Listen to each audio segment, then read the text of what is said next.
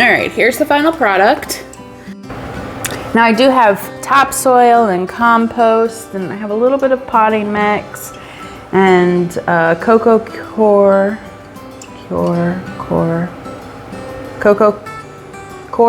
which is the outside of a coconut, like the frilly stuff of a coconut, and perlite that I'm going to make a soil blend.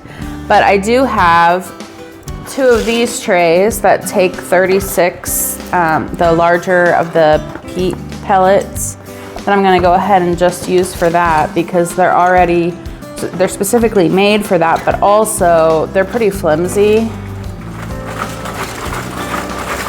And I don't really wanna put things that might cause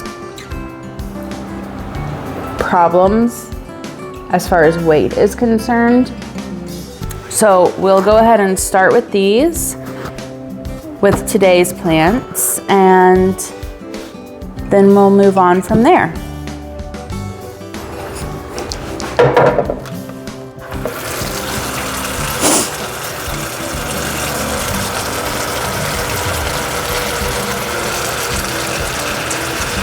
Instead of watering the whole tray once all of the peat pellets are in it, I'm going to drop the peat pellets in the water and let them absorb all the water that they really need to start, and then transfer them into the tray.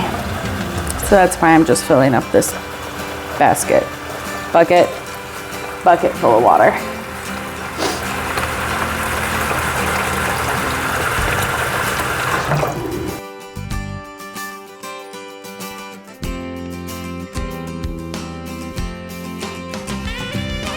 I'm not a huge fan of these because I don't feel like they work fantastic,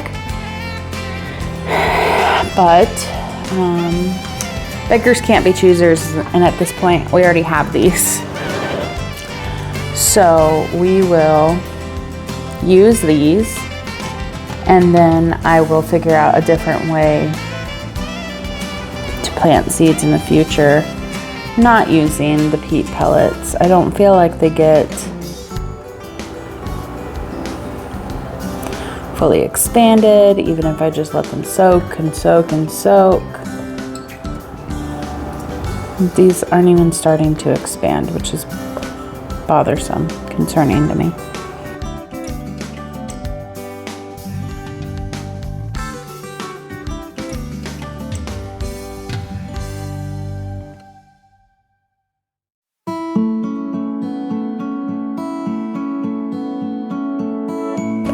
I'm gonna try putting hot water in it, see if that'll help.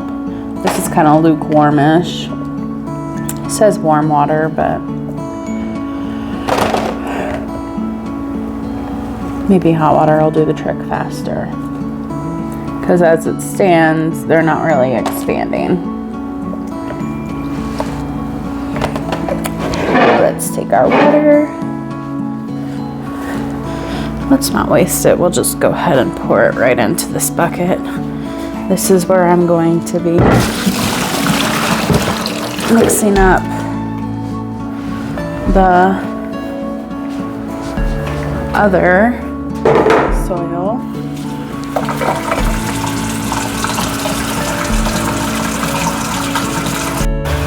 All right, round 2. This time the water is hot.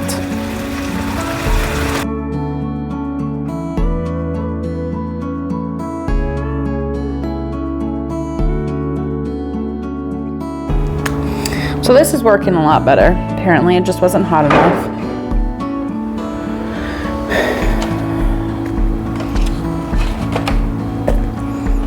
They're actually expanding now, which is a huge plus.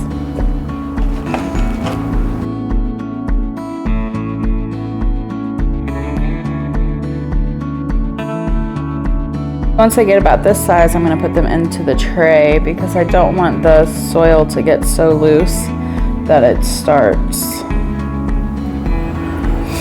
coming out of the mesh.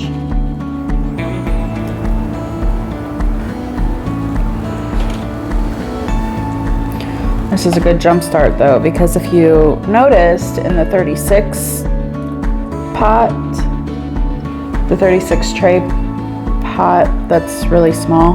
Oh yeah, that one's really big. Look at that one. With the celery, it still has parts of it, the parts of the peat moss expanders that did not expand, even still. And that's going to hinder the root growth.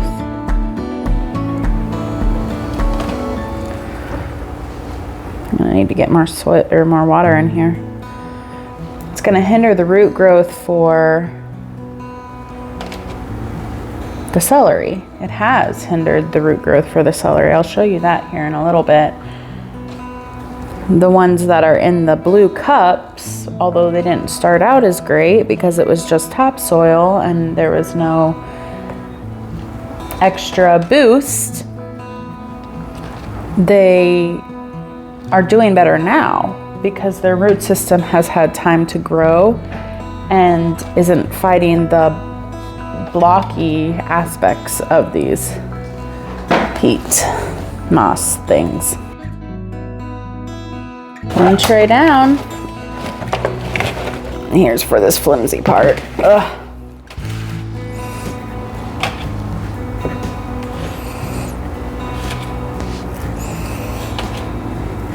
They've all got a head start compared to the other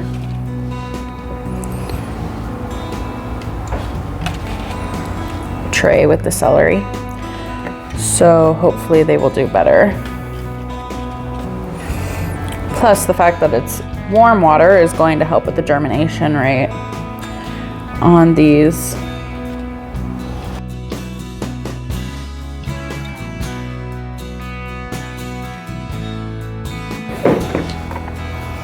Go ahead and pour this in there and get some more warm water.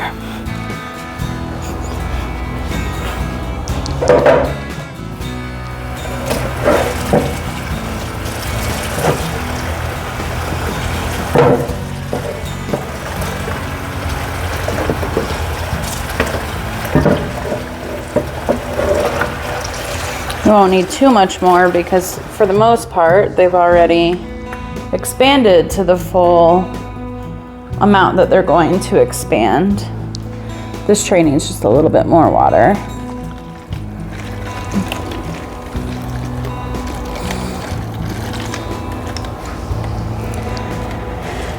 So does this part of this tray.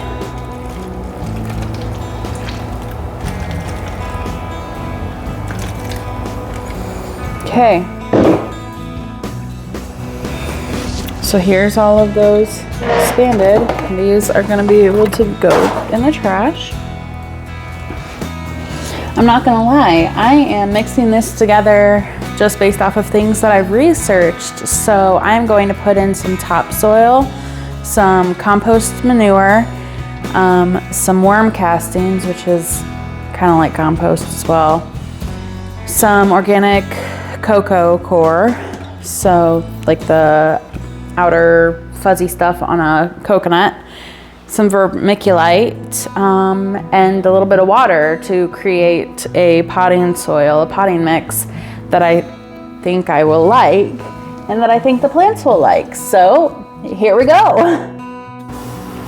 All right, so far I have put in the topsoil, some water, a little bit of compost, not a whole lot, like three double scoops maybe, and then probably 4 double scoops of straight worm castings. And I've just been kind of mixing it in as I go. The next step is the coconut and vermiculite.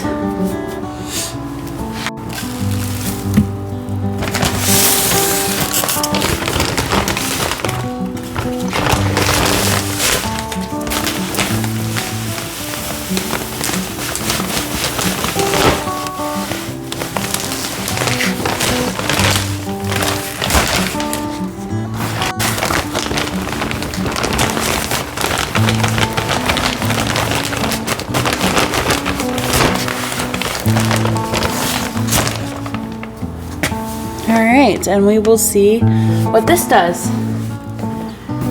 I know what it's supposed to do. We'll see how it does. I'm gonna add more topsoil, at least one.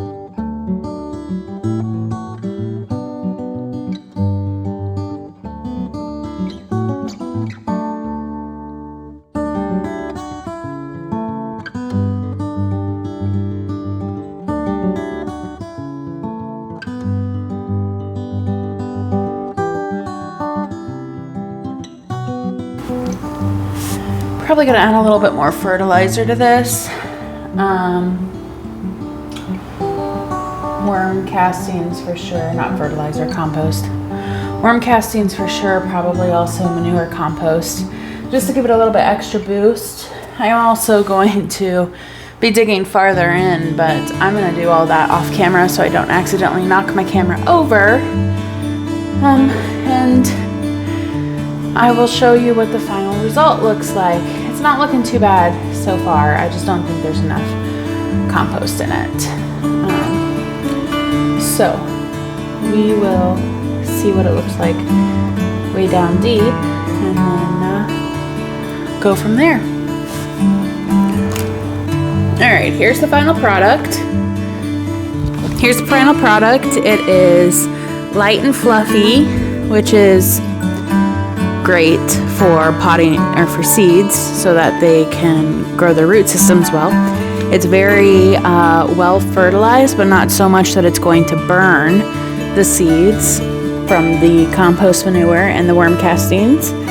And the vermiculite, which are the tiny little specks, is going to help with retaining more moisture.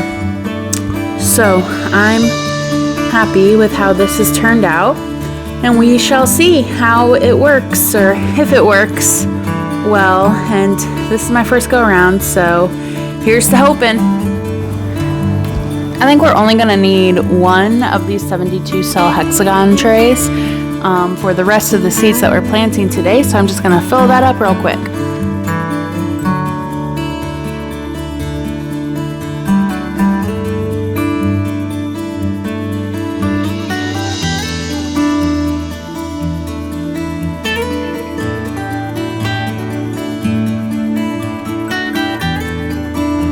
And here it